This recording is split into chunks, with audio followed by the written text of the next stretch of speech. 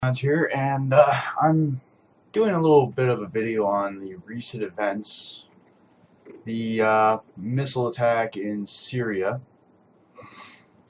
and I'm gonna give my opinion. I think, what the hell, Trump, are you thinking? With the world as it is right now, do you really think this was a good idea?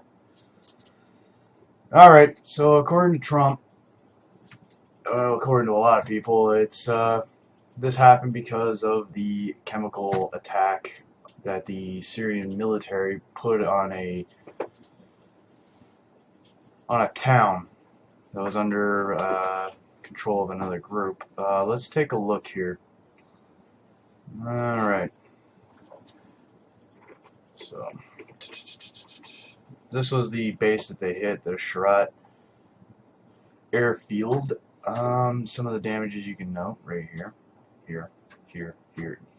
The airfield is completely untouched, which kind of makes me wonder what the hell is the point of launching it if you weren't going to cripple the air tarmac. Yeah. Okay, let's look at why. So apparently that's the big question. Dun, dun, dun, dun, dun. Let's try to find the little piece here. Jesus Christ.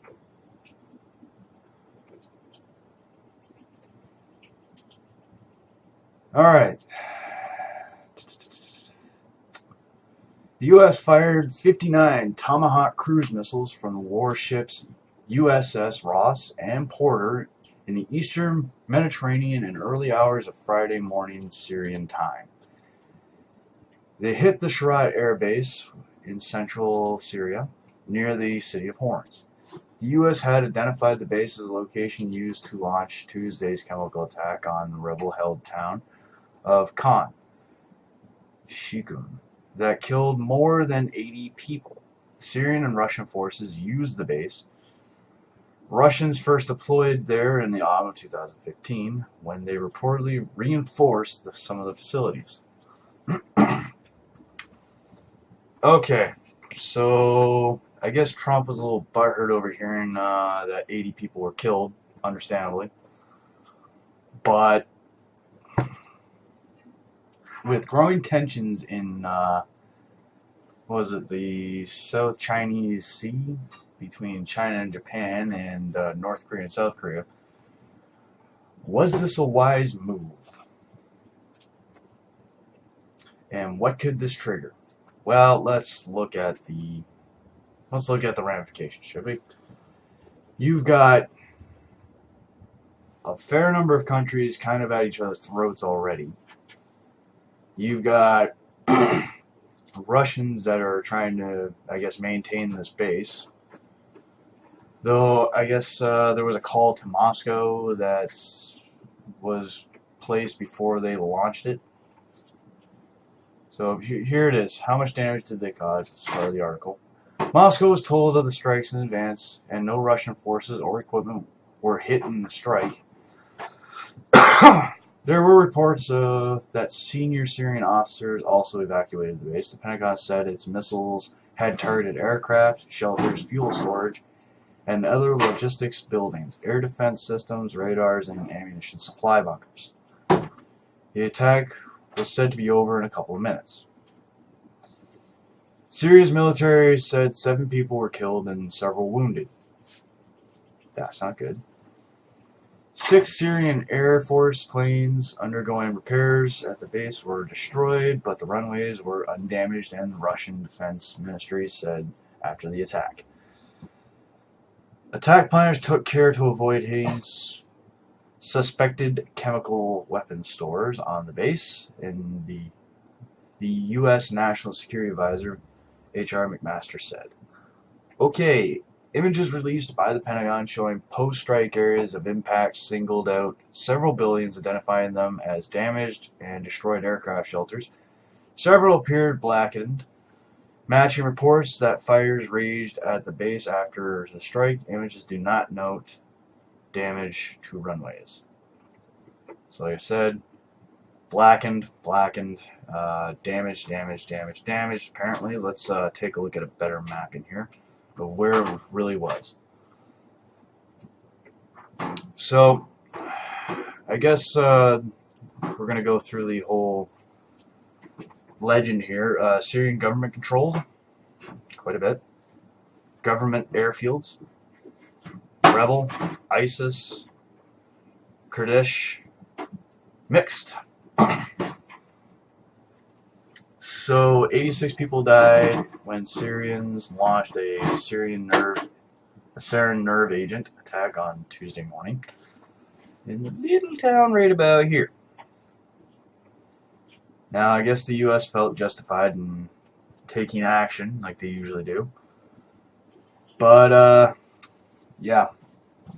Looking at this, that was probably a bad idea. Because this whole area is just, this whole region is just unstable. Could this have thrown fuel on the fire? I believe so. Now, apparently the U.S. have launched a big mobile ground attack, from what I can understand, from some of the stuff I've been reading and heard. And they're trying to oust the rebels and the ISIS and pretty much all terrorist groups involved in this place. The problem is unless they can confirm killing them all, they're kind of like cockroaches. You're not really going to get them all, and they will be back. You'll never really get rid of them unless you hunt them down and slaughter them all like common criminals.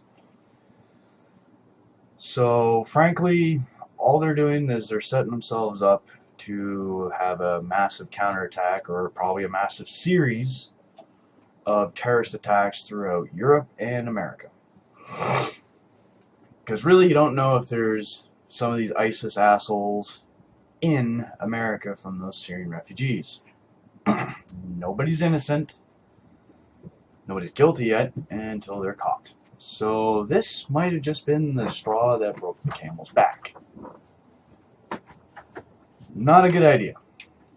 Trump, you said you were going to put America first. This had nothing to do with America. This was Syrian business. Leave it to the Syrians to deal with their shit. If they want to gas their own people, then, hey, fuck it. It's not your problem. Now, unless they present a direct threat to you, I wouldn't worry about it. You should be focused on America, not other people's business. You're trying to make America great? Hey, all the power to you, pal. But this was probably a step back, a good solid 3 steps. Now, Alex Jones thinks this is probably the greatest thing since sliced fucking bread. I wouldn't be surprised. It's U.S. military kicking ass and taking names. Well, you piss enough people off, it don't matter how powerful your military is, it's still going to be outnumbered, and it's the number game. It's that numbers game that's going to kick your ass. Because you can have the latest and greatest in technology. If the enemy has a lot more guns and tanks than you, it doesn't matter how big and powerful your military is. They've got the numbers. World War II proved it, and they will whip your ass. All this is showing is America's willingness to intrude on other countries' business and how to deal with their problems. Now, the Syrian government obviously felt like they were justified. I don't know if the gas attack is as bad as it says it was. I mean, 86 people dead. That's up to them. They're the ones that are going to have to pay for those 86 people dying. Not you. The only thing I can think of that might shut up some of the Syrian refugees from bitching and protesting is what the U.S. done. Or they might increase in their rioting and protesting of the U.S. government, which you may have just put a giant can of gas right onto that fire. You've already had enough problems in your country with people protesting and rioting your inauguration. You may have just handed them fucking fuel, Trump. You really did. So in the next coming weeks, you're probably going to start seeing protests, riots, Trump being called the next Hitler because of this. It could happen. And the one thing you should have done before you did this was go through Congress. We all know you didn't. God knows if you stepped on the toes of the Russians, they're not going to be happy. We all know how vindictive and mean-hearted the Russians can be when they're pissed. Vladimir Putin's already shown that he has a set of guts. The man's crazy as fuck, just like the leader of North Korea. So you may have just opened up a whole new can of worms that you're not prepared for. Not good, Trump. Not good. You should have thought better of it. This was not an attack of intelligence. This was an attack of emotions. You let your emotions get the best of you, bud. Hopefully your people don't pay the price because of your emotions. You should have thought better of it. And I'm probably going to catch a hell of a lot of flack for this comment. But frankly, I think you just fucked right up. Anywho, folks, if you like this video, please like, subscribe, and share. If you like my opinion, great. If you don't, oh well. You know what to do. Leave your comments in the section down below, and I will see you in the next one. I'm Gekron's Life on Earth. Give him a wave, buddy.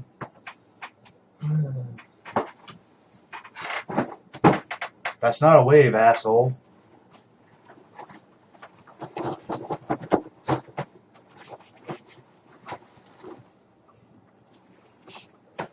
Okay. Also, on a side note, everybody might want to start preparing for the inevitable war that's probably going to ensue from this. This could be the kick in the ass that starts World War III. Maybe. Though the next following weeks might show an escalation in violence in these places. So good job, Trump. Again, if you like the video, please like, subscribe, share. Gekron's Life on Earth saying take care, goodbye, and that is it for today. See ya.